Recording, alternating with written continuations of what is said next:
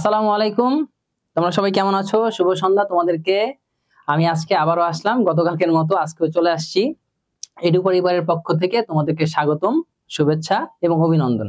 আমাদের এডু পরিবারের একটা স্লোগান আছে যে সন্তানের ভবিষ্যতে আজীবনের সঙ্গী। তো তোমরা হচ্ছে এডু পরিবারের সন্তান, আর তোমাদের সাথে আজীবনের সঙ্গী হিসেবে আমি আছি মোহাম্মদ সাজ্জাদ হোসেন শান্ত, তোমাদের ম্যাথ ইনস্ট্রাক্টর হিসেবে আছি। প্রশ্ন 6, এটা একটু সবাই একটু বইতে পড়ো, বইতে আগে পড়ো, আগে বোঝার ট্রাই করো। যে দেখাও যে ব্যাসের দুই প্রান্ত থেকে তার বিপরীত দিকে দুইটি সমান যে অঙ্কন করলে তারা সমান্তরাল হয়। তোমাদের কাছে মনে হচ্ছে না এটা একটু পেঁচানো কোশ্চেন? আসলে কোনো পেঁচানো না। প্রথম বলতেছে ব্যাসের দুই প্রান্ত, একটা ব্যাসের তো দুইটা প্রান্ত থাকবে, একটা যদি বৃত্ত হয় বৃত্তের দুই প্রান্তে তো ব্যাস থাকে। তো বলছে ব্যাসের দুইটা প্রান্ত, দুইটা ব্যাসের দুই প্রান্ত থেকে তার বিপরীত দিকে দুইটি সমান জ্যা। এখন দুইটা সমান জ্যা হইতে হবে, এমন না যে একটা জ্যার উপর একটা জ্যা আসবে বা একটা ব্যাসের উপর একটা ব্যাস আসবে, এরকম না। দুইটা সমান জ্যা অঙ্কন করলে তারা সমান্তরাল, এটা তো জানা কথা, সমান্তরাল হবেই। এবার আসো আমরা একটু এটা দেখি। এই যে একটা বৃত্ত আঁকলাম, দেখো বৃত্তটা হয়েছে, তোমাদের পছন্দ হয়েছে? আচ্ছা, এই বৃত্তটা আঁকলাম, এই বৃত্তের মধ্যে এখন যেটা কাজ করবো বলছে দুইটা সমান জ্যা। এই একটা জ্যা নিলাম, এই আরেকটা জ্যা নিলাম, দুইটা জ্যা কাজ শেষ আমার। এখন বৃত্ত তো কেন্দ্র দেই নেই, কেন্দ্র দেওয়া লাগবে না? ধরো এটা হচ্ছে বৃত্তে কি দিলাম, এটা হচ্ছে বৃত্তের কেন্দ্র, কেন্দ্র দিলাম, কেন্দ্র, এটা হচ্ছে কেন্দ্র দিলাম। আচ্ছা এখানে একটু লিখে নিই, না লিখলে আবার ভুলে যাবে তোমরা। এখান থেকে এই কেন্দ্র বরাবর একটা জ্যা যাবে। আচ্ছা কেন্দ্রটা একটু চেঞ্জ করে এখানে নিয়ে আসি।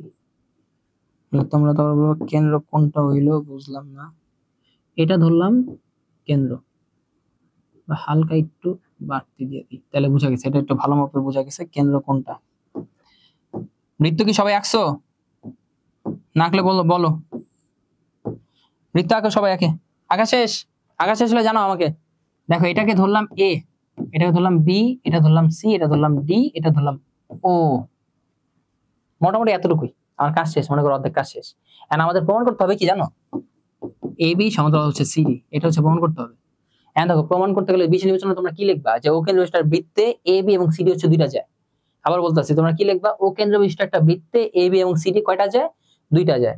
যার মধ্যে এসি হচ্ছে এমন একটা ব্যাস, যেই ব্যাসটা হচ্ছে কেন্দ্র দিয়ে যায়, মানে কেন্দ্র দিয়ে সবকিছুই যায়। এ আর সি হচ্ছে সেই ব্যাস ধরলাম। এখন তোমরা বলতে পারো যে স্যার আমার বিডি কেন ব্যাস ধরবা? তোমরা ধরো, কোনো সমস্যা নেই, বিডিও ধরতে পারো, এসি ধরতে পারো।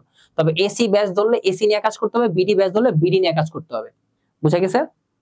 এবার আসো আমাদের প্রমাণ করতে হবে কি এই এ বি আর সিডি হচ্ছে কি সমান্তরাল, এটাই হচ্ছে আমাদের প্রমাণ করতে হবে। এখন এই প্রমাণটা করার জন্য আমাদের একটা কাজ করতে হবে, সেই কাজটা একটু দেখাই। ওটা একটু আপাতত মুছি।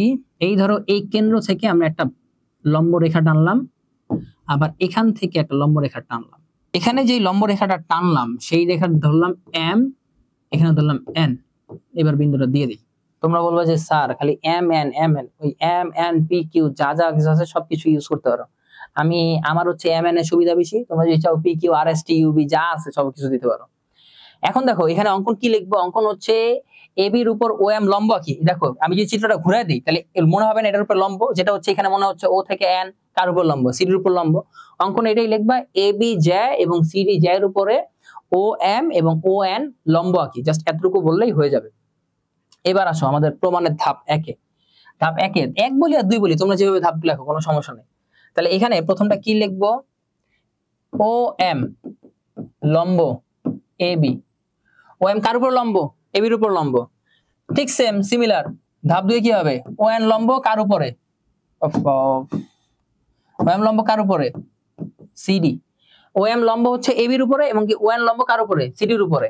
এখন এটা যদি লম্ব হয় তাহলে আমরা একটু যদি ধরে নেই A M equal to half A B, এবং এটার ক্ষেত্রে কি করা যায়? সি এন সমান সমান হাফ সিডি।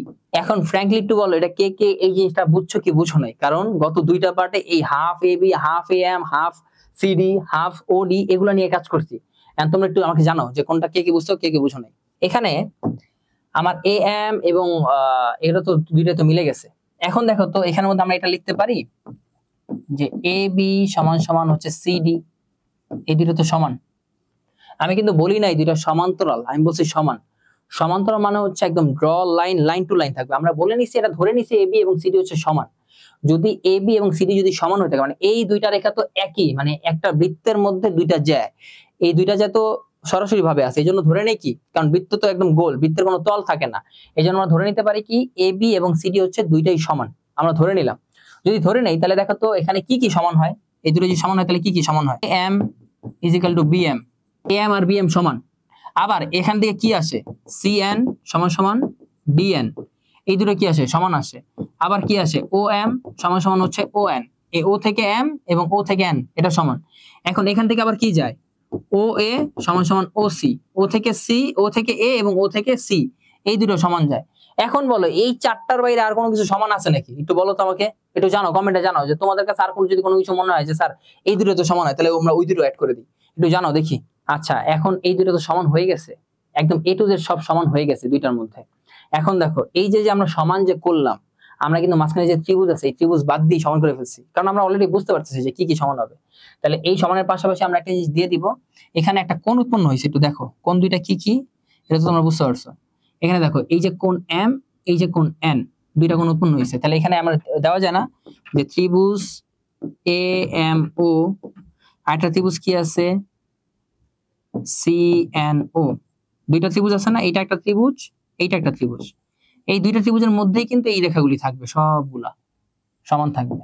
কারণ এই দুইটার মধ্যে থাকবে কেন, কারণ এ বি আর সিডি হচ্ছে কি দুইটা সমান, যেহেতু এ বি এবং সিডি সমান এবং এই যে যে দুইটা ত্রিভুজ আছে এই দুইটা ত্রিভুজের মধ্যে সবগুলা রেখা আসবে, তার মানে আমি গত ক্লাসে বলেছিলাম যে যদি দুইটা ত্রিভুজের কোণ এবং বাহু এবং রেখাদ্বয় সবজি সবগুলো যদি সমান হয় তাহলে কি বলা হবে, সর্বসম। এখন তোমরা আবার একটা কোশ্চেন করতে পারো যে স্যার এটা তো চারটা রেখা সমান আছে, হ্যাঁ এই নিয়ে চারটা আসতে পারে কিন্তু কোনো কোণ আসে নাই। আচ্ছা কোণ আসে না এটা তোমাকে কে বললো, দেখো এই কোণটা কি আসছে, এখানে এই যে কোণ এ আর এই যে কোণ সি, দুইটা কোণ কিন্তু চলে আসছে, তাহলে আমরা এখানে কি লিখতে পারি, কোণ এ মানে এগুলো যদি সমান হয় তাহলে এটা তো সর্বসম আমরা জানি, তাহলে এখানে কি হবে, কোণ এ ইজ ইকুয়াল টু কি, কোণ সি। এখন মনে রাখবা কোণ এ এবং কোণ সি সমান কোন ক্ষেত্রে, একান্তর কোণ, এই জন্য কারণ কোণ এ এবং কোণ সি দুইটা বিপরীত পাশে আছে, দুইটা হচ্ছে একান্তর কোণ। এই একান্তর কোণ হওয়ার কারণে এই যে যে দুইটা ত্রিভুজ আঁকলাম এই দুইটা ত্রিভুজ কি হবে, সর্বসম, এই দুইটা ত্রিভুজ কি হবে, সর্বসম হবে। এখন আমাকে জানো এতটুকু কে কে বুঝছো কে কে বুঝো নাই, তোমরা কি জানো আমার যে এইটা কাজ যে শেষ, তোমরা খালি লাস্ট লাইন একটা কথা লিখবা যে যেহেতু কোণ এ এবং কোণ সি একান্তর কোণ বলে তাহলে সম্পূর্ণ ত্রিভুজটাই সমান, সুতরাং AB is equal to AB সমান্তরাল সিডি। বোঝা গেছে, কে কে বুঝতে পারছো কে কে বুঝতে পারো না, আর যদি না বুঝতে পারো একদমই তাহলে আমাদের সাপোর্ট টিম আছে, সাপোর্ট টিমের সাথে কথা বলে নিবা। বুঝা গেছে, তো আরেকবার আমি বলতেছি তোমার হিরোর পক্ষ থেকে তোমাদেরকে আজকে বিদায় জানাচ্ছি, আমি মোহাম্মদ সাজ্জাদ হোসেন শান্ত, সবাইকে আল্লাহ হাফেজ, আসসালামু আলাইকুম।